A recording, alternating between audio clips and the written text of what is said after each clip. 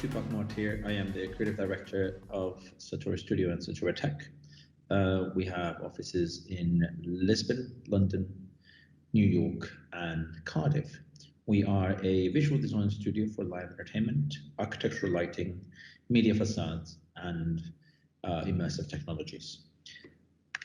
One of the things that has been embedded in the idea of the studio is something that comes from this words from Eduardo Galeano. And that is because we don't see anything that we do as an add-on. We see everything that we do as part of the storytelling. For a long, long time, I've been advocating for the fact that technology is not just an element within the story, but rather it is a character within the story. A light for me is as important as a dancer, as a musician. All these little elements are part of what makes a story. You know, the decisions that you make on the graphics card that you use, the engine that you use, the type of desk, the type of media server, all these little things actually are part of the story. And so for us, it's always been very important to make sure that all the other elements, including musicians and actors and technology, are always serving the story, because that's how we're able to tell things that are hidden behind. But without further ado, this is some of the stuff that we do.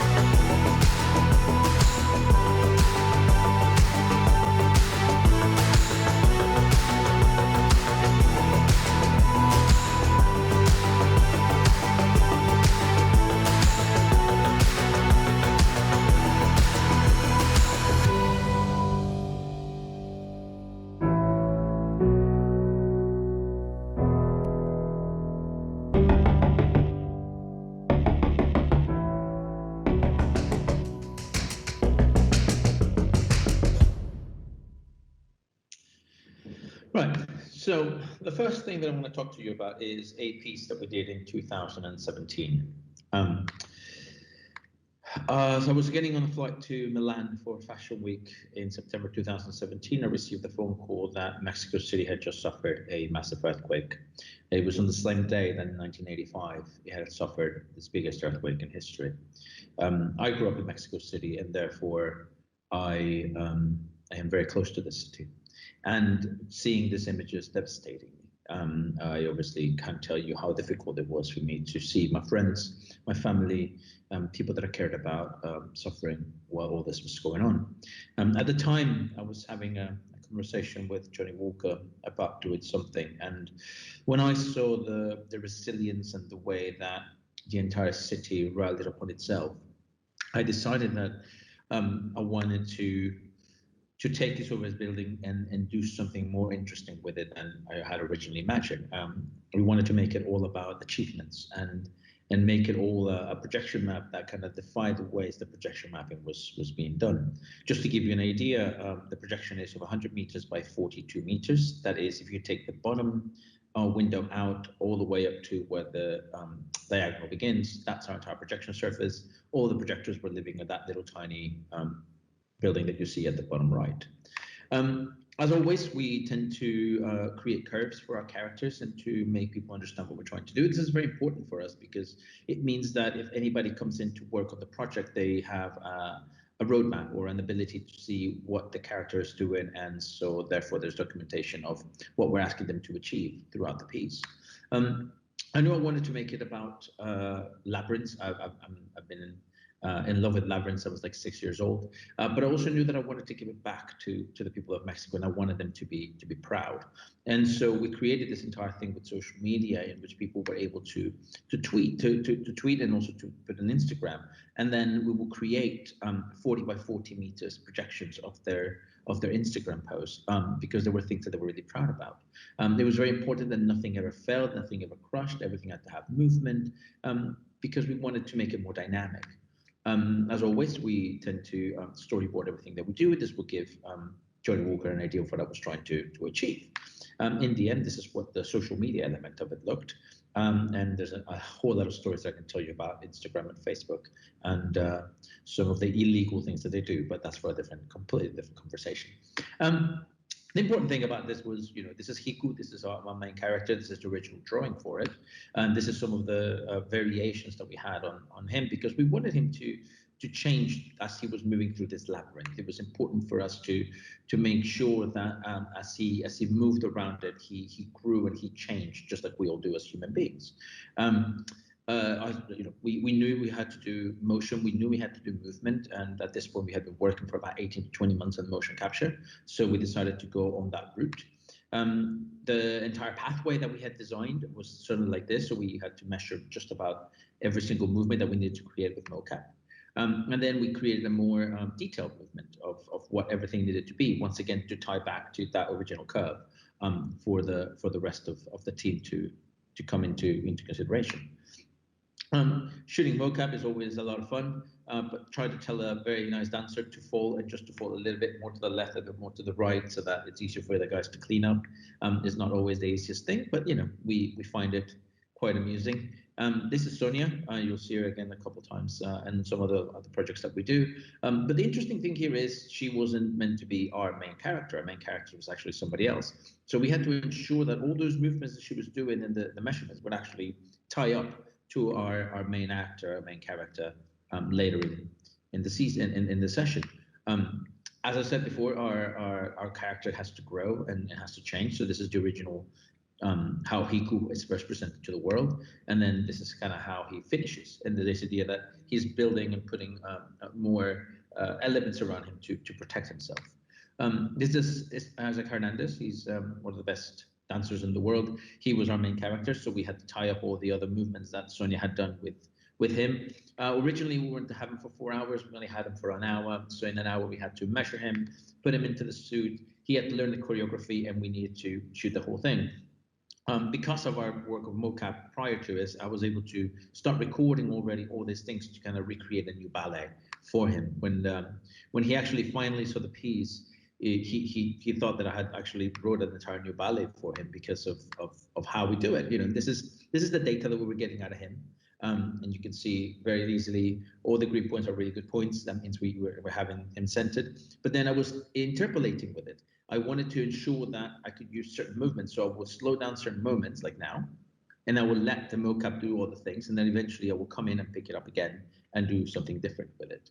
We always claim that not all mocap is the same, and by that I mean this. There's a lot of cleanup that has to go through it in order for it to be achieved. In the end, it's a piece that I'm really, really proud of, and a piece that I'm really happy that it came out the way that it did. 9 million people saw it across 5 days, and the amount of messages that I have of the people in Mexico is something that I hold very, very dear to my heart. But here's some pictures.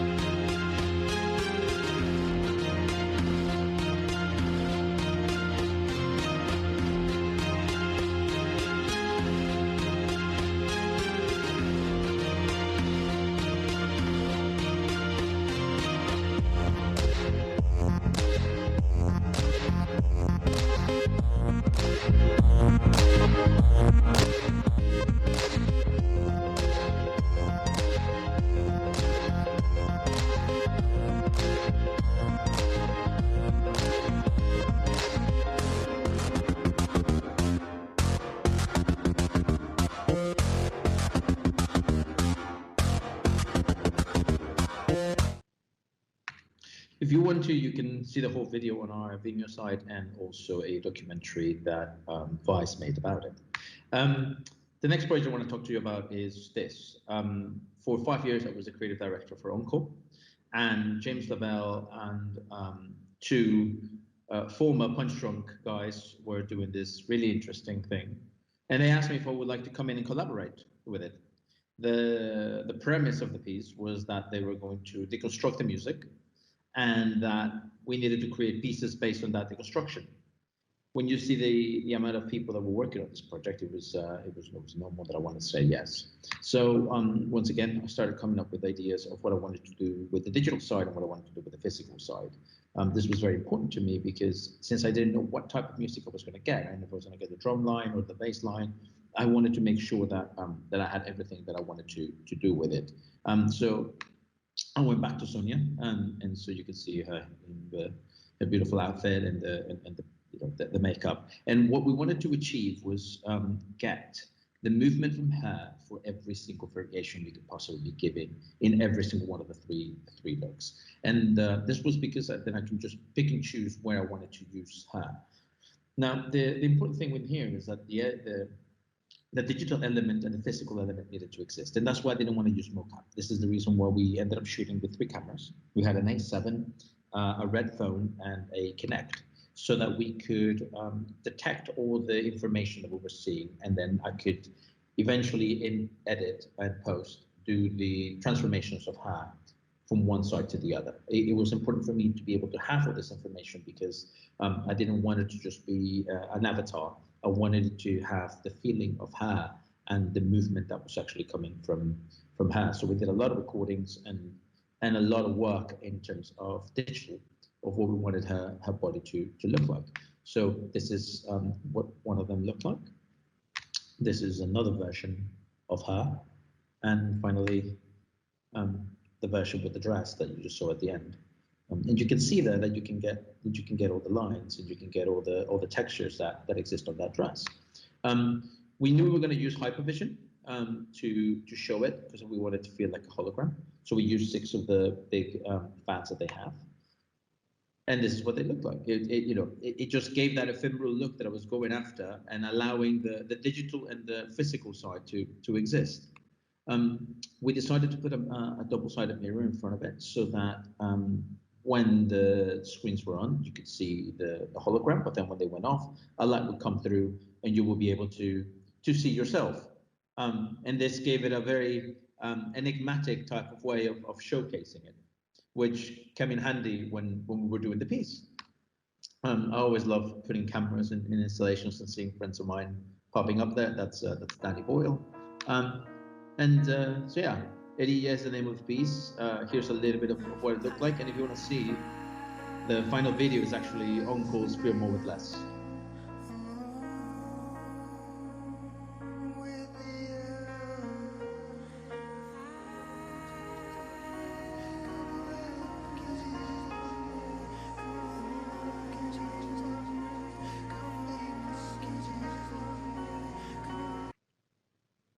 Once again, I'm short on time, so I'm just going to run through this, but you can see a lot of that stuff on our Vimeo channel. And then finally, Performative-R, which is the latest thing that we've created, and is based on this piece, Cosmos Within Us, which you will see very shortly. I'm not going to give you too much away because I want you to see it with fresh eyes, but the idea came from this concept of what happens when you put motion capture, dancers, musicians, actors playing in real time to an audience. The fact that our interactor, who's the person in the middle, is actually seeing this for the first time, and everything is done in real time, including my conducting.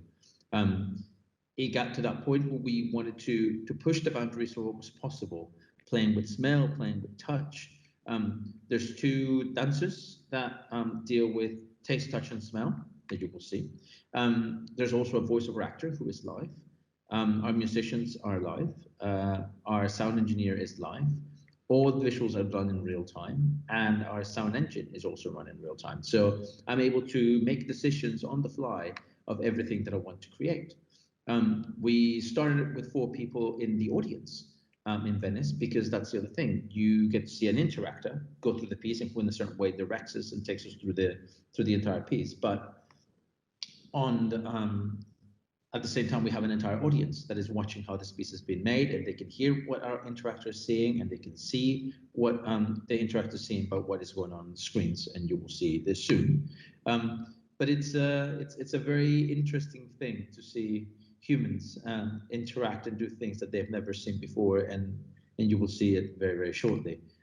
This is an image of, I believe, Aikenshroom. I believe that's an image of the forest. And this is what our interactor goes through while they are in the forest.